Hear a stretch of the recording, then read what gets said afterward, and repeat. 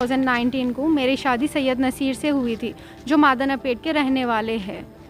शादी के बाद से ही चुल्लों के डिमांड शुरू हो गए थे पैसों के वास्ते।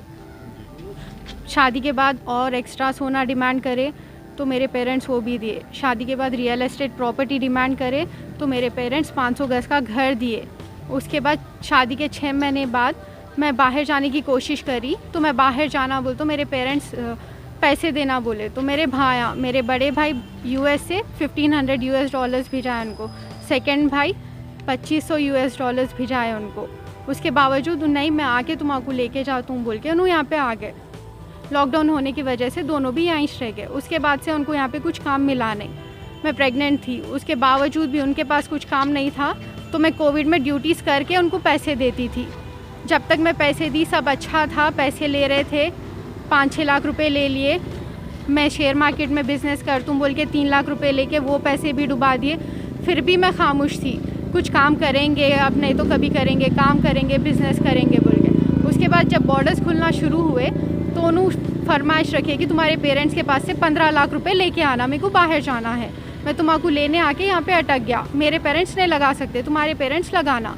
बोली मेरे पेरेंट्स तो नहीं लगा सकते 15 लाख। तो अल्लाह मेरे ऊपर मारम तोड़ी शुरू कर दिए। मैं हॉस्पिटल में जॉब पे थी तो उन हॉस्पिटल को आके मेरे को वहाँ से झगड़ा करके घर को लाके घर में बंद करके उसके पेरेंट्स, भाई बहन सब जने मिलके मेरे ऊपर मारम तोड़ी करे। तो मैं जब ही वो घर में से 100 डायल करके पुलिस कंप्लेंट करी मादनापेट को। तो मादनापेट पीएस में कंप्लेंट करे, हमारी बेइज्जती करे, अब हम ये बच्ची को नहीं रख लेते बोल के अल्लाह मेरे को 1 साल से हमारे अम्मा के घर पे छोड़ दिए। उस वक्त पे मेरे पास 6 महीने का बच्चा था मेरा। 1 साल हो गया, 1 साल से उन्हें आना कर रहा। ये इंसिडेंट जून में हुआ, जून 2020 में हुआ, 21 में हुआ, जून 2021 में। उसके बाद में मैं वुमेन पीएस में कंप्लेंट दी, वो केस चल रहा, नामपल्ली कोर्ट में चल रहा। 2 हियरिंग्स भी हो गए बट उसके घर वाले आ रहे ना, उन आ रहा। मेंटेनेंस केस चल रहा, उन आया बट नहीं मेरे पास लॉयर रखने के पैसे नहीं है, मैं लॉयर नहीं रख सकता बोल के बोला। लास्ट अगस्त में हुई थी वो हियरिंग, अगस्त की 18 को हुई थी।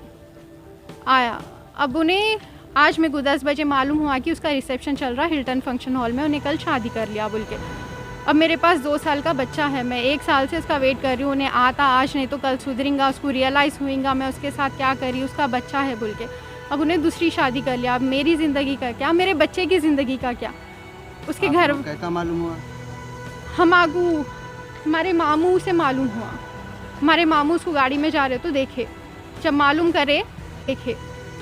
करे तो उसका वलीमा है बोल के हमारे फ़ोटोज़ भी आए। वो फ़ोटोज़ देखने के बाद जब हम गए वहाँ पे फंक्शन हॉल तो हम सामने के गेट से जा रहे तो उन्हें पीछे के गेट से भाग गया। हमारे हाथ Hilton function hall Moinbagh petrol pump के ऑपोजिट में है।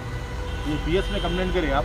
हाँ, अब आके पीएस में कंप्लेंट करी मैं, संतोष नगर पीएस में कंप्लेंट करी। मेरे साथ फ्रॉड हुआ, मेरा डिवोर्स नहीं हुआ, कुछ भी नहीं हुआ। 1 साल से मेरे को अम्मा के पास छोड़ दे के उन्हें दूसरी शादी कर लिया। मेरे पास अब 21 महीने का बच्चा है, वो बच्चे की जिम्मेदारी कौन उठाना, मेरी जिम्मेदारी क्या।